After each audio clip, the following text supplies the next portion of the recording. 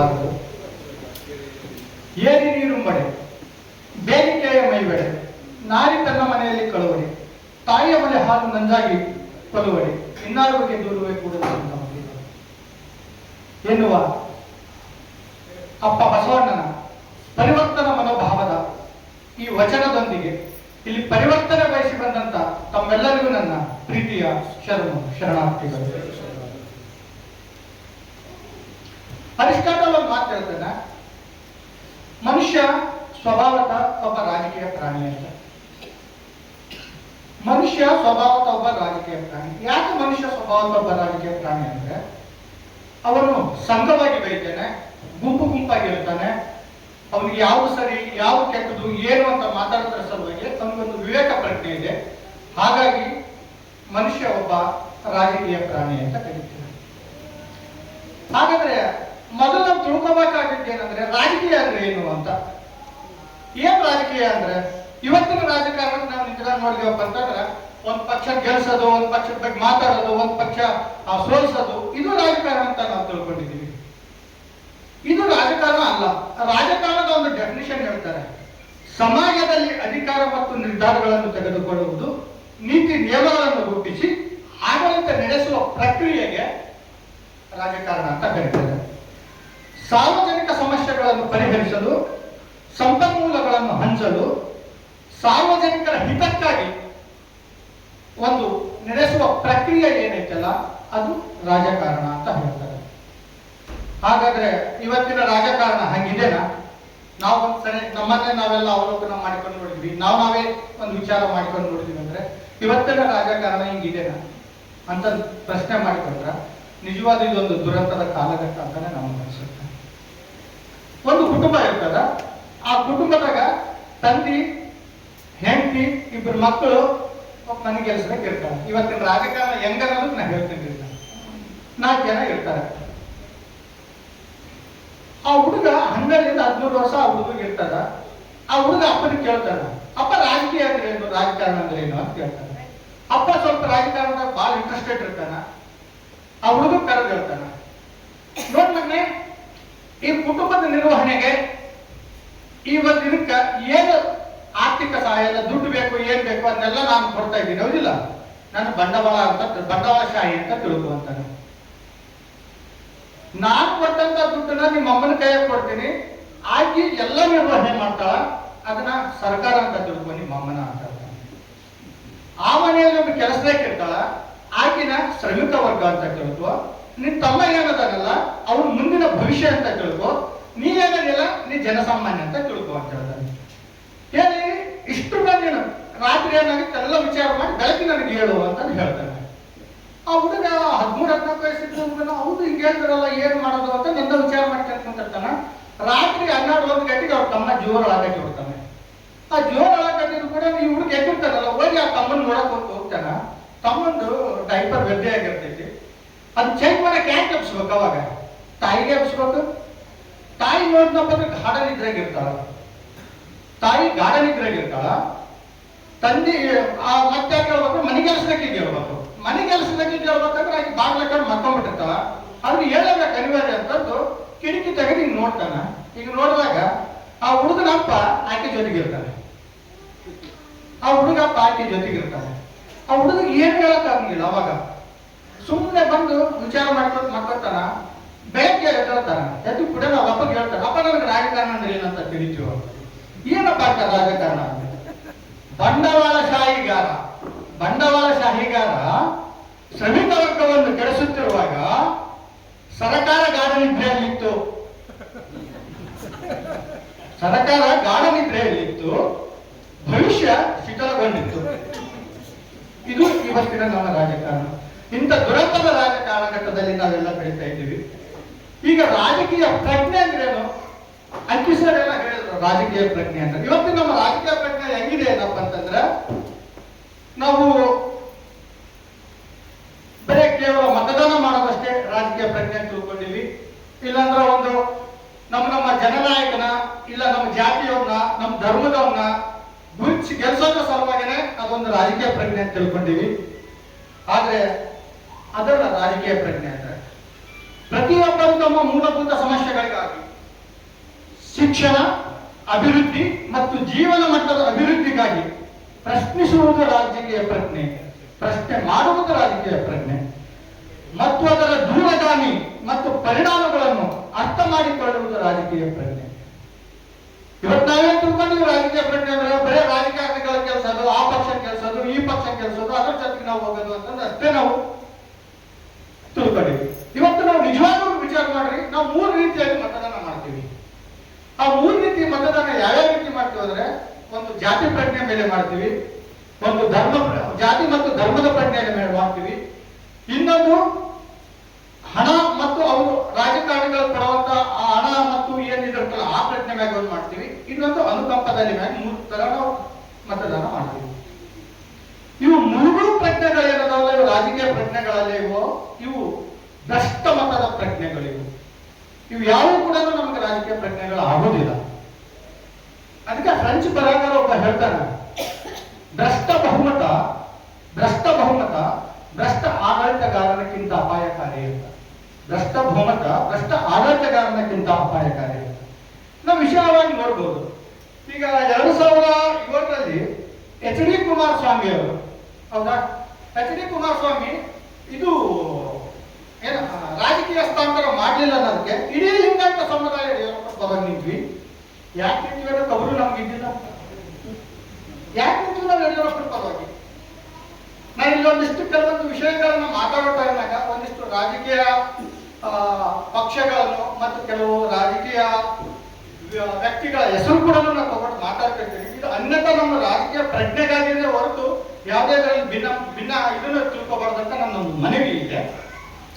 ಯಾಕೆ ನಾವು ಯಡಿಯೂರಪ್ಪನ ಪರವಾಗಿ ನಿಂತ್ವಿ ಅಷ್ಟೇ, ಹೌದಾ? ಅದೇ ರೀತಿ 2005ರಲ್ಲಿ JDS ಉಚ್ಚಾಟನೆ ಬಂದು ಕೂಡ ಸಿದ್ದರಾಮಯ್ಯ ಇಡೀ ಕುರುಬ ಸಮುದಾಯ ಮತ್ತು ಹಾಲುಮತ ಸಮುದಾಯ ಪರವಾಗಿ ನಿಂತಿತಿ. ಯಾಕೆ ನಿಂತಿತಿ? ನಮ್ ಜಾತಿ. 1983ರಲ್ಲಿ ಇಂದಿರಾ ಗಾಂಧಿ ತೀರ್ಕೊಂಡಾಳ ಅಂತ ಕೂಡ ಇಡೀ ದೇಶ ತುಂಬ 404 ಫ್ಲಿಪ್ ಔಟ್. ಯಾಕಾಯ್ತದು? ಅನುಕಂಪದ. ಇದು ರಾಜಕೀಯ ಪ್ರಜ್ಞೆ ಅಲ್ಲ, ಇದು ರಾಜಕೀಯ ಪ್ರಜ್ಞೆ ಅಲ್ಲ. ಪ್ರಶ್ನಿಸದ ಸಂತ ಕೂಡ ಸರ್ವಾಧಿಕಾರಿ ಆಗ್ತಾನಂತೆ. ಪ್ರಶ್ನಿಸದ ಸಂತ ಕೂಡ ಸರ್ವಾಧಿಕಾರಿ ಆಗ್ತಾನೆ. ಇವತ್ತು ಆ ಸರ್ವಾಧಿಕಾರಿತನ ನಾವು ನೋಡ್ತಾ ಇದ್ದೀವಿ. ಇವತ್ತು ಜನ ಏನ್ ಕೇಳಕತ್ತ ಜಂತರ್ ಮಂತರಲ್ಲಿ ಆಗ್ತಾ ಇರೋದು ಏನು? ಇಡೀ ಯುವ ಜನತೆ ಒಂದು ಟೈಮ್ನಲ್ಲಿ ಮೋದಿ ಮೋದಿ ಮೋದಿ ಅಂತ ಕೂಗಿದ್ರು. ಇವತ್ತು ನೀವು ರೀಲ್ಸ್ ನೋಡಿ, ಈ ಬಳಿಯಿಂದ ಬರ್ತೀವಿ ನಾವು, ಈ ಬಳಿಯಿಂದ ಬರ್ತೀವಿ, ಈ ಬಳ ಮೃಗ ನಮ್ಮದಂತಾರೆ. ನೀವೆಲ್ಲ ನೋಡಿ, ಅಂದ್ರೆ ಇದು ರಾಜಕೀಯ ಪ್ರಜ್ಞೆ ಅಲ್ಲ. ನಾವು ಏನು ಒಂದು ಅನುಕಂಪದ ಅಡಿಯಲ್ಲಿ ಮತ್ತು ಭ್ರಷ್ಟ ಬಹುಮತದ ಅಡಿಯಲ್ಲಿ ನಾವೇನಾದ್ರೂ ಮತದಾನ ಮಾಡಿದ್ವಿ ಅಂದ್ರೆ ಅಲ್ಲಿ ನಿಜವಾಗಿರ್ತಕ್ಕಂಥ ಎಷ್ಟೋ ಒಂದು ಜ್ವಲಂತ ಸಮಸ್ಯೆಗಳು ನೀರಿನಲ್ಲಿ ಕೊಚ್ಚುವುದನ್ನು ಹೇಳ್ತಾರೆ. ನಿಜವಾಗ್ಲು ಈಗ ಅಕ್ಕಿ ಸರ್ ಹೇಳಿದ್ರು, ಯಾವುದು ಮಲ್ಲೇಶ್ವರಂ ಕ್ಷೇತ್ರದವರು. ನನಗ ಇಡೀ ಭಾರತದಲ್ಲಿ ರಾಜಕೀಯವಾಗಿ ಅತಿ ಪ್ರಬುದ್ಧತೆಯ ಒಂದು ಪ್ರಜ್ಞೆಯುಳ್ಳ ರಾಜ್ಯ ತಮಿಳುನಾಡು ಅನಿಸುತ್ತೆ. ಅತ್ಯಂತ ಶ್ರೀಮಂತ ಮತ್ತು ರಾಜಕೀಯ ಪ್ರಜ್ಞೆಯುಳ್ಳಂತ ಒಂದು ರಾಜ್ಯ ಅದು. ಯಾಕಂದ್ರೆ ಇವತ್ತಿನವರೆಗೂ ಕೂಡ ಅಲ್ಲೇ ಒಂದು ರಾಷ್ಟ್ರೀಯ ಪಕ್ಷಗಳ ನೆಲೆಯನ್ನು ಕೊಟ್ಟಿಲ್ಲ ಅಲ್ಲಿ. ಒಂದು ನೆಕ್ಸ್ಟ್ ಪ್ರಾದೇಶಿಕ ಪಕ್ಷಗಳ ಗೆದ್ದ ಪದ ಸ್ವಾಭಿಮಾನ ಎಷ್ಟಿದೆ ಅಂತಂದ್ರೆ ಕೇಂದ್ರ ಸರ್ಕಾರನ ಕೆಳಗೆ ನೀನು ನಡೆಯ ಕಡೆ ಅಂತಾರೆ. ಮೊನ್ನೆ ಒಂದು ಸ್ಟೇಟ್ಮೆಂಟ್ ಕೊಟ್ಟ ವಿಜಯ್, ಒಂದು ವೇಳೆ ಕೇಂದ್ರದವರು ನೀವು ಪೆಟ್ರೋಲ್ ಮೇಲಿನ ಸುಂಕ ತೆಗಲಿಲ್ಲ ಅನ್ನಪ್ಪ ಅಂತಂದ್ರೆ, ಪೆಟ್ರೋಲ್ ಮೇಲಿನ ಸುಂಕ ತೆಗಲಿಲ್ಲ ಅನ್ನಪ್ಪ ಅಂತಂದ್ರೆ ನಮ್ಮ ರಾಜ್ಯದ ತೆರಿಗೆ ನಿಮಗೆ ಬರಂಗಿಲ್ಲ ಅಂತಂದು ಹೇಳಿದ. ಈ ಮಾತು ಕರ್ನಾಟಕದವ್ರು ಯಾರು ಹೇಳಕ್ ಸಾಧ್ಯ ಇದೆ? ಪ್ರಜ್ಞೆಯಲ್ಲಿ ಬಂತು ಯಾವ ರೀತಿ ಪ್ರಜ್ಞೆ? ನಾವು ಈ ಪ್ರಜ್ಞೆಯನ್ನು ಒಳಗೊಂಡಾಗ ಆ ವ್ಯವಸ್ಥೆಯ ಕುರಿತು ನಿಜವಾದ ಒಂದು ಅಲ್ಲಿರ್ತಕ್ಕಂಥ ಸ್ವರೂಪ ನಾವು ಗ್ರಹಿಸಬೇಕಾಗತ್ತ. ಆ ಗ್ರಹಿಸುವಿಕೆಯಲ್ಲಿ ಕೂಡ ನಾವು ಎಡುತ್ತೀವಿ ಮತದಾರರಾದವರು. 2014ರಲ್ಲಿ ನನಗೆ 7 ತಿಂಗಳು ಕೊಡಿ ಸಾಕು, ನನಗೆ 7 ತಿಂಗಳು ಕೊಡಿ ಸಾಕು, ನಿಮ್ಗೆ ನೆಮ್ಮದಿ ಜೀವನ ಕೊಡ್ತೀನಿ ಅಂತಂದು ಅಧಿಕಾರಕ್ಕೆ ಬಂದರು. ನೆಮ್ಮದಿ ಜೀವನ ಸಿಕ್ಕೈತಲ್ಲ ಇವತ್ತು? ಎಷ್ಟು ಮಂದಿ ನೆಮ್ಮದಿ ಜೀವನವಾಗಿ ನಾವು ಬದುಕ್ತಾ ಇದ್ದೀವಿ ಇವತ್ತು? ಆಗೈತೆ ಅಂದ್ರೆ ತಿಂಗಳ 20ನೇ ತಾರೀಕು ಬಂದು ನಾವು ಪಗಾರ ಎಲ್ಲ ಖಾಲಿ. ಮತ್ತೆ 21ನೇ ತಾರೀಕಿನಾಗ ಯಾವಾಗ ಕೇಳಬೇಕು, ಅಷ್ಟು ನಮ್ಗೆ ಬದುಕು ಕಷ್ಟ ಆಗಿದೆ. ಇದನ್ನೆಲ್ಲ ನಾವು ಪ್ರಶ್ನೆ ಮಾಡ್ಬೇಕಾಗ್ಯದ. ನಮ್ಮ ಜೀವನ ಗುಣಮಟ್ಟದ ಬಗ್ಗೆ ನಾವು ಪ್ರಶ್ನೆ ಮಾಡ್ಬೇಕಾಗ್ಯದ ಸರ್ಕಾರಗಳಲ್ಲಿ. 15 ಲಕ್ಷ ರೂಪಾಯಿ ಬರ್ತಾರೆ ನಿಮ್ಮ ಅಕೌಂಟಿಗೆ ಅಂದ್ರೆ ಯಾರಿಗಾರ ಬಂತಂದ್ರಂತ ನನಗೆ ಹೇಳ್ರಿ. ನನಗಂತ ಇಲ್ಲಿವರೆಗೆ ಬಂದಿಲ್ಲ. ಬುಲೆಟ್ ಟ್ರೈನ್ ಅಂತಂದು ಬರೇ ಟ್ರೈನ್ ಬಿಡೋದಾಯ್ತು. ಯಾಕೆ ಅವನ್ನೆಲ್ಲ ಯಾಕೆ ನಂಬಕ್ ನಾವು?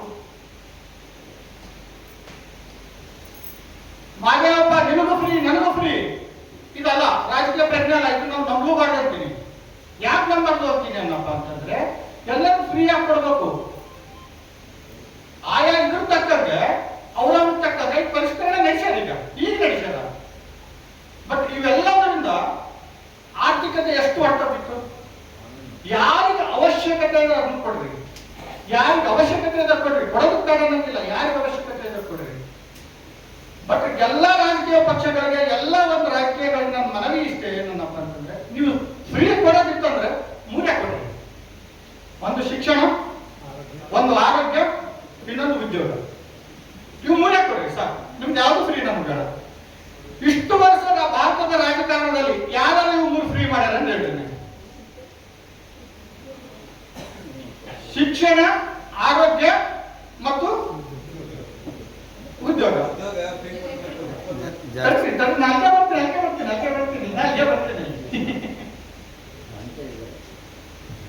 ಶಿಕ್ಷಣ ಅನ್ನೋದು ಹೆಂಗಿರ್ಬೇಕಂದ್ರೆ ಒಬ್ಬ ಪ್ರಧಾನಮಂತ್ರಿ ಮಗ ಕೂಡ ಎಲ್ಲಿ ಓದ್ತಾನ, ಒಬ್ಬ ಕೂಲಿ ಕಾರ್ಮಿಕ ಮಗನೂ ಅಲ್ಲೇ ಓದ್ಬೇಕು, ಅಲ್ಲೇ ಇರಬೇಕು. ಒಬ್ಬ ಕೂಲಿ ಕಾರ್ಮಿಕನ ಮಗ ಇಲ್ಲ ಕೂಲಿ ಕಾರ್ಮಿಕ ಎಲ್ಲಿ ಟ್ರೀಟ್ಮೆಂಟ್ ತಗೋತಾನ ಅಲ್ಲೇ ಟ್ರೀಟ್ಮೆಂಟ್ ಆ ದೇಶದ ಪ್ರಧಾನಿ ಮುಖ್ಯಮಂತ್ರಿ ಎಲ್ಲರೂ ಅಲ್ಲೇ ತಗೊಂಡಂಗೆ. ಇನ್ನು ಉದ್ಯೋಗ ಉದ್ಯೋಗ ಅಂತ ಬರೀ ಗೌರ್ಮೆಂಟ್ ನೌಕರಿ ಅಂತಲ್ಲ. ಇವತ್ತೆಷ್ಟು ಕಾರ್ಪೊರೇಟ್ ಹಾಸ್ಪಿಟಲ್ಗಳು, ಎಷ್ಟು ಕಾರ್ಪೊರೇಟ್ ಇವು ಸ್ಕೂಲ್ಸ್ಗಳು, ಇವು ಎಲ್ಲ ಇವನ್ನೆಲ್ಲ ಮಾತಾಡ್ತೋಗ್ರಿ. ಸೃಷ್ಟಿ ಉತ್ಪತ್ತಿ ಆಗುತ್ತೆ, ಉದ್ಯೋಗ ಸೃಷ್ಟಿ ಆಗುತ್ತೆ. ಹಾಗಾಗಿ ಇವನ್ನಷ್ಟೇ ನಾವು ಮುಖ್ಯವಾಗಿ ನಾವು ತಗೋಬೇಕು. ಇನ್ನೊಂದು ಮಾಧ್ಯಮಗಳು ಬಿಂಬಿಸೋದು ನೋಡಿ ನೋಡಿ ನೋಡಿ ಸಾಕಾಗಿ ನಾವೆಲ್ಲ ರೋಷಿಟ್ಟಿವಿ. 2018ರದ ಒಂದು ಪ್ರಸಂಗ ನಿಮ್ಗೆ ಹೇಳ್ತೀನಿ. 2018ರಲ್ಲಿ ಲಿಂಗಾಯತ ಸೋತಿದ್ದು, ಕಾಂಗ್ರೆಸ್ ಸೋತಿದ್ದು ಲಿಂಗಾಯತ ಧರ್ಮದ ವಿಚಾರವಾಗಿ ಅಂತ ಬಿಂಬಿಸಿದ್ರು. ಎಲ್ಲಿ ನೋಡಿದ್ರು ಅದನ್ನೇ ಬಿಂಬಿಸಿದ್ರು. ಅದೆಷ್ಟರ ಮಟ್ಟಿಗೆ ಸತ್ಯ? ಯಾರಾದ್ರೂ ನಾವು ಪ್ರಶ್ನೆ ಮಾಡಿದ್ವಿ, ಯಾರಾದ್ರೂ ನಾವು ಕೇಳಿದ್ವಿ? ಆ ವಿಷಯಕ್ಕೂ ಕಾಂಗ್ರೆಸ್ ಸೋತಿದ್ದಕ್ಕೂ ಸಂಬಂಧನೇ ಇಲ್ಲ. ನೀವು 2018ರಲ್ಲಿ ಟೋಟಲ್ ಕಾಂಗ್ರೆಸ್ 38% ವೋಟಿಂಗ್ ಶೇರ್ ಆದ್ನಪ್ಪ ಅಂದ್ರೆ ಬಿಜೆಪಿ 36% ಆಗಿದೆ. ಬಿಜೆಪಿ ಹೆಚ್ಚಾಗಿ ಕಾಂಗ್ರೆಸ್ ತಗೊಂಡೈತೆ ವೋಟ್ ಶೇರ್. 36% ಬಿಜೆಪಿ ತಗೊಂಡಪ್ಪ ಅಂತಂದ್ರೆ 38.1 ಶೇರಿಂಗ್ ಕಾಂಗ್ರೆಸ್ ತಗೊಂಡದ. 2013ರಲ್ಲಿ ಕಾಂಗ್ರೆಸ್ ಗೆದ್ದು. ಯಾಕೆ ಗೆದ್ದು ಗೊತ್ತಾ? ಅವಾಗಲ್ಲಿ ಕಾಂಗ್ರೆಸ್ನಲ್ಲಿ 26 ಮಂದಿ ಯಾರು ಲಿಂಗಾಯತ MLAಗಳಿದ್ರು, ಬಿಜೆಪಿ 10 ಇದ್ರು. ಅವಾಗ ಬಿಜೆಪಿ ಹೊರದೋತು ಕೆಜೆಪಿ ಬಂದಾಗ ಕೆಜೆಪಿಗೆ 6 ಮಂದಿ ಹೋಗಿದ್ರು. 2013ರಲ್ಲಿ ಅವ್ರಿಗೆ ಸಿಕ್ತಿ. ಆದ್ರೆ 2018ರಲ್ಲಿ 38 ಮಂದಿ ಬಿಜೆಪಿ ಬಂದ್ರು, 16 ಮಂದಿ ಕಾಂಗ್ರೆಸ್ನಾಗಿದ್ರು. ನೀವು 13 ಮತ್ತು 18 ಒಂದು ಕಾಂಬಿನೇಷನ್ ಮಾಡಿ ನೋಡ್ರಿ, ಬಹಳ ಅಂದ್ರೆ ಒಂದು 8ರಿಂದ 10 ಮಂದಿ ಸೋತಾರ ಲಿಂಗಾಯತ. ಅದು ಯಾಕೆ ಸೋತ್ರ ಅಂದ್ರೆ ಲಿಂಗಾಯತ ಧರ್ಮದ ಹೋರಾಟಕ್ಕಾಗಿ ಸೋತಿಲ್ಲ. ಅವರು ತಮ್ಮ ಕ್ಷೇತ್ರಗಳಲ್ಲಿ ತಾವೇನು ನಡ್ಕೊಂಡ್ರು, ತಾವೇನು ಅಭಿವೃದ್ಧಿ ಮಾಡಿದ್ರು ಅನ್ನೋ ಒಂದು ವಿಷಯ ಇಟ್ಕೊಂಡು ಸೋತಿದ್ದಾರೆ ಹೊರತು ಕಾಂಗ್ರೆಸ್ ಬಿಜೆಪಿ ಇದು ಯಾವುದು ಲಿಂಗಾಯತದ ಹೋರಾಟದ ಧರ್ಮದ ಮಾನ್ಯತೆಯಿಂದ ಸೋತಿಲ್ಲ ಅಂತ ನಮ್ಗೆ ಅನಿಸ್ತಾ ಇದೆ. ಹಾಗಾಗಿ ಈ ಪ್ರಜ್ಞೆಗಳನ್ನೆಲ್ಲ ನಾವು ಬೆಳೆಸಿಕೊಳ್ಬೇಕು. ಅದೇ ರೀತಿಯಾಗಿ ಸಮುದಾಯದಲ್ಲಿ ಸರಿಯಾದ ಆದ್ಯತೆಗಳು ಮತ್ತು ಅವಕಾಶಗಳನ್ನು ಗುರುತಿಸಿಕೊಳ್ಳುವುದು ರಾಜಕೀಯ ಪ್ರಜ್ಞೆ. ಇವತ್ತು ಲಿಂಗಾಯತರ ಮುಂದಿರೋದು 2 ಆ ಒಂದು ಆದ್ಯತೆ ಮತ್ತು ಒಂದು ಪ್ರಜ್ಞೆ. ಇದನ್ನ ಅಂತಂದ್ರೆ ಆಶಾದಾಯಕವಾಗಿ ಕಾಣುವಂತ 2 ವಿಚಾರಗಳು ನನಗೆ. ಒಂದು ಲಿಂಗಾಯತ ಸ್ವತಂತ್ರ ಧರ್ಮ ಆಗ್ಬೇಕು, ಇನ್ನೊಂದು ಅನುಭವ ಮಟ್ಟ. ಇವು ಎರಡು ಏನಾದ್ರು ನಮ್ ಕೈ ತಪ್ಪಿದ್ವಿ ಅಂದ್ರ ಜೀವನದಾಗ ಎಂದೂ ಕೂಡ ನಮ್ಗೆ ಮಾನ್ಯತೆ ಸಿಗಲು ಬರ್ತದೆ. ಲಿಂಗಾಯತ ಧರ್ಮ ಮಾನ್ಯತೆ ನಾವು ಏನ್ ಮಾಡ್ಬೇಕನ್ನೋದು ಕೂಡ ಇಲ್ಲಿವರೆಗೂ ಕೂಡ ಬರೇ ಹೋರಾಟಗಳಾಯ್ತು, ಸಮಾವೇಶಗಳಾಯ್ತು, ಇವಾಯ್ತು, ಎಲ್ಲ ಮಾಡಿದ್ರು. ಆದ್ರೆ ತಳಮಟ್ಟದಲ್ಲಿ ಕುಂತ್ಕೊಂಡು ನಾವು ಯಾವುದೇ ಕೆಲಸಗಳನ್ನು ಮಾಡಿಲ್ಲ. ನೀವು RSS ಕೆಲಸ ಮಾಡೋದಿತ್ತು ನೋಡಿ, ಜಮಾತ್ ಇಸ್ಲಾಂ ಅಂತಂದ ಒಂದು ಇಸ್ಲಾಮಿಕ್ ಇದು ಕೆಲಸ ಮಾಡೋದಿತ್ತು ನೋಡಿ. ಬೆಳಗ್ಗೆ 5 ಗಂಟೆಗೆ ಓಡಕ್ಕೆ ಹೋಗ್ತಾರೆ. ಅವರು ಓಡಕ್ಕೆ ಹೋಗಿ 10 ಗಂಟೆ ತನಕ ಎಲ್ಲರ ಮನೆ ಅಡ್ಡಾಡ್ತಾರ. ಅಡ್ಡಾಡಿ ಎಲ್ಲ ರೀತಿಯಾಗಿ ತಿಳಿಸ್ತಾರ. ತಿಳಿಸಿ ಅವರು ತಮ್ಮ ಕಡೆ ಹಂಚಿಕೊಳ್ಳುವಂತ ಕೆಲಸ ಮಾಡ್ತಾರೆ. ಇವತ್ತು ನಾವೇನ್ ಮಾಡ್ತಾ ಇದ್ದೀವಿ? ಯಾವ ಬಸವಪರ ಸಂಘಟನೆಗಳಾಯ್ತು, ಇವಾಯ್ತು, ಎಲ್ಲಿ ನಾವು ಓಣೆಗೆ ಹೋಗಿ ಮಾಡ್ತೀವಿ? ಅದೇ ಓಣೆಗೆ ಹೋಗಿ ಮಾಡ್ದಪ್ಪ ಅಂದ್ರೆ ಅದೇ ವಚನ ಶ್ರಾವಣ ಇದು, ಅದು ಮತ್ತೆ ಲಿಂಗಾಕ್ರಮಣ ಬಿಟ್ಟು ಮತ್ತೆ ಬೇರೆ ಇಲ್ಲ, ಲಿಂಗಾಕ್ರಮಣ ಬಿಟ್ಟು ಬದಲಿಗೆ ಯಾವ ರೀತಿಯಾಗಿ ನಾವು ಇದನ್ನ ಪ್ರಜ್ಞೆ ಮೂಡಿಸ್ಬೇಕಾಗುತ್ತಾ? ಸಂಘಟನೆಗಳಾಗಿ ಬದುಕಬೇಕಾಗುತ್ತಾ? ಮುಖ್ಯವಾಗಿ ಈ ಲಿಂಗಾಯತ ಅನ್ನೋದು ಏನಿದೆಯಲ್ಲ, ಇದನ್ನ ನಾವು ತಾತ್ವಿಕವಾಗಿ, ನಿಜಾಚಾರ ವಿಚಾರವಾಗಿ, ಸೈದ್ಧಾಂತಿಕವಾಗಿ ನಾವೆಲ್ಲರೂ ಒಪ್ಕೊಳ್ಳೋಣ. ಆದ್ರೆ ತಳ ಸಮುದಾಯದಲ್ಲಿರ್ತಕ್ಕಂಥವ್ರಿಗೆ ಇವು ಯಾವ ಬೇಕಾಗುದಿಲ್ಲ. ಅವ್ರಿಗೆ ಬದುಕು ಬೇಕಾಗ್ಯದ. ಆ ಬದುಕನ್ನು ಇಟ್ಕೊಂಡು ನಾವು ಮಾತಾಡ್ಬೇಕಾಗ್ಯದ. ಇವತ್ತು ಲಿಂಗಾಯತ ಸ್ವತಂತ್ರ ಧರ್ಮ ಮಾನ್ಯತೆ ಆಯ್ತಂದ್ರೆ ನಿನ್ನ ಕುಟುಂಬಕ್ಕೆ ಏನಾಗುತ್ತಾ, ನಿನ್ನ ಮಕ್ಕಳಿಗೆ ಏನಾಗುತ್ತಾ, ನಿನಗೇನಾಗುತ್ತಾ, ಅದರಿಂದ ಸಿಗೋ ಲಾಭಗಳೇನು, ಇವು ನಾವು ತಿಳಿಸ್ಬೇಕಾಗದ. ಇದ್ರ ಜೊತೆಗೆ ನಮ್ಮ ನಿಜಾಚರಣೆಗಳು, ತತ್ವ ಸಿದ್ಧಾಂತಗಳನ್ನು ನಾವು ತಿಳಿಸ್ಬೇಕಾಗಿದೆ ಜೊತೆಯಾಗಿ. ಇಲ್ಲ ಅನ್ನೋದಂತಂದ್ರೆ ಅವ್ರು ನಮ್ಮ ಸರಿಯಾಗಿ ಬರಂಗಿಲ್ಲ. ಈ ರೀತಿಯಾಗಿ ನಾವು ಸ್ವತಂತ್ರ ಧರ್ಮದ ಒಂದು ವಿಚಾರ ಇಟ್ಕೊಂಡು ನಾವು ಹೋಗ್ಬೇಕಾಗಿದೆ. ಇನ್ನೊಂದು ಅನುಭವ ಮಂಟಪ ಅನ್ನಪ್ಪ ಅಂತಂದ್ರೆ ಇದು ನಮ್ಮ ಸಾಕ್ಷಿ ಪ್ರಜ್ಞೆ. ಇದು ಏನಾದ್ರೂ ಕೈ ತಪ್ಪಿ ಮತ್ತೊಂದು ಕೇಶವ ಕೃಪ ಆಯ್ತು ಅನ್ನಪ್ಪ ಅಂದ್ರೆ ಲಿಂಗಾಯತರಿಗೆ ಎಲ್ಲಿಯೂ ಕೂಡ ನೆಲೆ ಇಲ್ಲದಂಗಾಗುತ್ತೆ. ಇದು ಮಾತ್ರ ಸತ್ಯ. ಅನುಭವ ಮಂಟಪನ ನಾವು ಯಾವ ರೀತಿ ಬೆಳೆಸ್ಬೇಕು, ಅದನ್ನ ಯಾವ ರೀತಿಯಾಗಿ ನಾವು ಆ ವಿಚಾರ ಅಲ್ಲಿ ಕಾರ್ಯಕ್ರಮಗಳು ಹಮ್ಮಿಕೊಳ್ಬೇಕಂತ ಮೊನ್ನೆ ಕೂಡ ಗೋರಿಚ ಸಮಿತಿ ಮತ್ತೆ ಅಶೋಕ್ ಕುಮಾರ್ ಸರ್ ಎಲ್ಲರೂ ಹೋಗಿದ್ರು. ಆ ರೀತಿ ನಾವು ಅದನ್ನೆಲ್ಲ ಕಟ್ಕೊಳ್ಳಂದ್ರಿ, ಆ ರೀತಿ ಬದುಕೊಂಡ್ರಿ. ಅದೇ ರೀತಿಯಾಗಿ ನಾವು ಸಂಘಟನಾ ಸಾಮರ್ಥ್ಯ ಹೆಚ್ಚಿಕೊಳ್ಬೇಕಾಗ್ಯದ. ಬಟ್ ನಮ್ ದುರಂತ ಏನಂದ್ರ ಈ ಬಸವಪರ ಸಂಘಟನೆಗಳು ಎಷ್ಟದಾವ, ಈ ಬಸವಪರ ಸಂಘಟನೆಗಳಲ್ಲೇ ಒಗ್ಗಟ್ಟಿಲ್ಲ. ಅವ್ರನ್ನ ಕಂಡ್ರೆ ಇವ್ರಿಗೆ ಆಗಲ್ಲ, ಇವ್ರನ್ನ ಕಂಡ್ರೆ ಅವ್ರಿಗೆ ಆಗಲ್ಲ. ಆ ಸಂಘಟನೆಗಳು ನಾವು ಒಂದಾಗಬೇಕಾಗದ. ಸಂಘಟನೆಗಳು ಒಂದಾಗಿ ಸಾಮರ್ಥ್ಯ ಹೆಚ್ಚಾಗುದಿಲ್ಲ.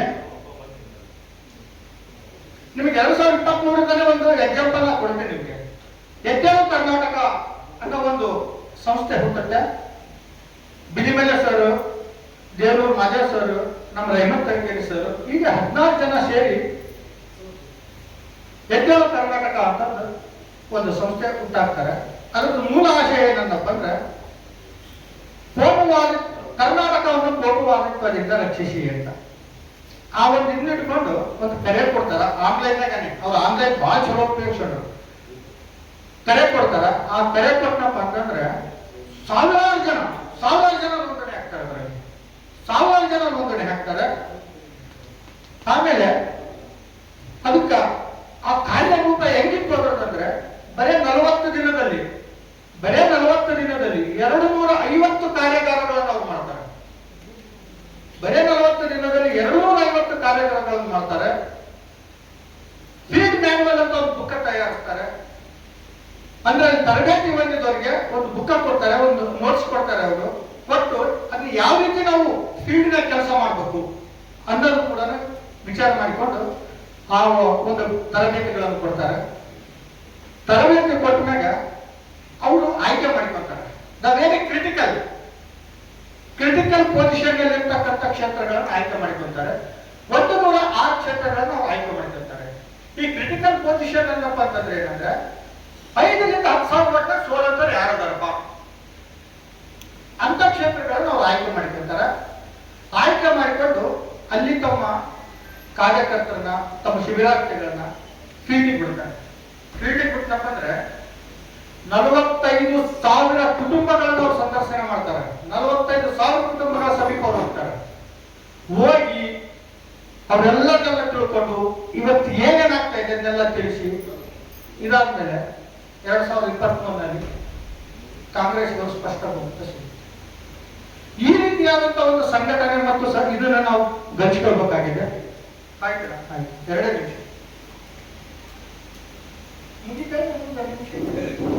ಒಂದೆರಡು ನಿಮಿಷ ಆಯ್ತು ಸರ್. ಹಾಗಾಗಿ ಇವತ್ತು ಬಸವಪ್ಪನ ಸಂಘಟನೆಗಳಿಗೆ ರಾಜಕೀಯ ಪ್ರಜ್ಞೆ ಇಲ್ಲಂದ್ರೆ ನಮ್ಮನ್ನ ಯಾರು ಕೇಳಂಗಿಲ್ಲ. ಇದು ತಿಳ್ಕೊಂಡ್ಬಿಡ್ರಿ. ಯಾವ ಕರ್ನಾಟಕದಾಗ ಯಾವ ಬಸವಪ್ಪನ ಸಂಘಟನೆಗಳಿಗೆ ಯಾವ ರಾಷ್ಟ್ರೀಯ ಪಕ್ಷ ಆಯ್ತು, ಪ್ರಾದೇಶಿಕ ಪಕ್ಷ ಆಯ್ತು, ಎದರ್ತ ನನಗೆ ಹೇಳಿ. ಇವತ್ತಿನ ರಾಜಕಾರಣ ಏನೈತಲ್ಲ, ನಾವು ಗೆಲ್ಸೋದ್ರಾಗಿಲ್ಲ, ಸೋಲ್ಸೋದ್ರಾಗದ. ಗೆಲ್ಸೋದ್ರಾಗಿಲ್ಲ, ಸೋಲ್ಸೋದ್ರಾಗದ.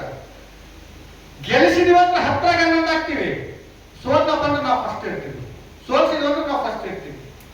ಹಾಗಾಗಿ ನಾವು ಕಟ್ಟಿಕೊಳ್ಬೇಕಾಗಿದ್ದು ಏನನ್ನಪ್ಪ ಅಂತಂದ್ರೆ, ಇವತ್ತಿನ ಬಸವಪ್ಪನ ಸಂಘಟನೆಗಳಿಗೆ ಮುಖ್ಯವಾಗಿ ಬೇಕಾಗಿದ್ದು ರಾಜಕೀಯ ಪ್ರಜ್ಞೆ. ಈ RSS ಅತಿ ದೊಡ್ಡ ಇತಿಹಾಸ ನಮಗೆ ಬಸವಪ್ಪನ ಸಂಘಟನೆಗಳಿಗೆ. 1923 RSS ಉದಯ ಆಗುತ್ತೆ. 1913 ಹೆಡ್ರೇಕರ್ ಮಂಜಪ್ಪರು ಬಸವ ಜಯಂತಿ ಆಚರಣೆ ಮಾಡಿ ಅವಾಗಲೇ ನಮ್ಮ ಸಂಘಟನೆಗೊಳಿಸಿ. ಐತಿಹಾಸಿಕವಾಗಿ ನೋಡಿದ್ವಪ್ಪ ಅಂತಂದ್ರೆ 12ನೇ ಶತಮಾನದಾಗ ನಾವು ಸಂಘಟನೆಗೊಂಡಿವಿ, ಅನುಭವ ಮಂಟಪದ ಹೆಸರಿನಲ್ಲಿ. ನನಗೆ ಇವತ್ತಿಗೂ ಅನಿಸುತ್ತೆ ಈ ಕಲ್ಯಾಣದ ಕ್ರಾಂತಿ ಮತ್ತು ಈ ಅನುಭವ ಮಂಟಪ ಇದೆಲ್ಲ, ಇದು ನಾವು ಬರೀ ಆಧ್ಯಾತ್ಮಿಕ ಇದಕ್ಕಷ್ಟೇ ಇಲ್ಲ. ಕಲ್ಯಾಣ ಕ್ರಾಂತಿ ನಿಜವಾಗಿ ಒಂದು ರಾಜಕೀಯ ಕ್ರಾಂತಿ, ಅನುಭವ ಮಂಟಪ ಏನಿದೆ ನಿಜವಾಗಿ ಒಂದು ರಾಜಕೀಯವಾದಂತ ಒಂದು ಅನುಭವ ಮಂಟಪ ಅಂತ ನನಗೆ ಅನಿಸುತ್ತೆ. ಹಾಗಾಗಿ ನಾವು ಸಂಘಟಿತರಾಗಲೇಬೇಕು, ಹೋರಾಡಲೇಬೇಕು. ಒಂದು ಮೊನ್ನೆ ಜಂಜಿಯಲ್ಲಿ ನಡೆದಂತ ಆ ಒಂದು ಹೋರಾಟ ನೋಡಿ ಒಂದು ಕವನ ನನಗ ಬರಿಬೇಕನ್ಸಿತ್ತು. ಫಸ್ಟ್ ಇಲ್ಲೇ ಓದ್ತೀನಿ. ಗೆಳೆಯ ಹೋರಾಡು, ಗೆಳೆಯ ಹೋರಾಡು, ಹೋರಾಡಲು ಆಗದಿದ್ದರೆ ಮಾತಾಡು, ಹೋರಾಡಲು ಆಗದಿದ್ದರೆ ಮಾತಾಡು, ಮಾತಾಡಲು ಆಗದಿದ್ದರೆ ಬರೆ, ಮಾತಾಡಲು ಆಗದಿದ್ದರೂ ಬರೆ, ಬರೆಯಲು ಆಗದಿದ್ದರೆ ಜೊತೆ ನಿಲ್ಲು, ಬರೆಯಲು ಆಗದಿದ್ದರೆ ಜೊತೆ ನಿಲ್ಲು, ಜೊತೆ ನಿಲ್ಲಲು ಆಗದಿದ್ದರೆ ಪರವಾಗಿಲ್ಲ, ಹೋರಾಟಗಾರರ ಮನೋಬಲವಾಗದು, ಹೋರಾಟಗಾರರ ಮನೋಬಲವಾಗದು, ಹೋರಾಟಗಾರರ ಮನೋಬಲವಾಗದಿದ್ದರೂ ಪರವಾಗಿಲ್ಲ, ಹೋರಾಟಗಾರರ ಮನೋಬಲ ಮುರಿಯದಿರು ಅಂತ ಹೇಳ್ತಾ ನಾವೆಲ್ಲ ಸಂಘಟಿತರಾಗೋಣ ಅಂತ ಹೇಳಿ ನನ್ನ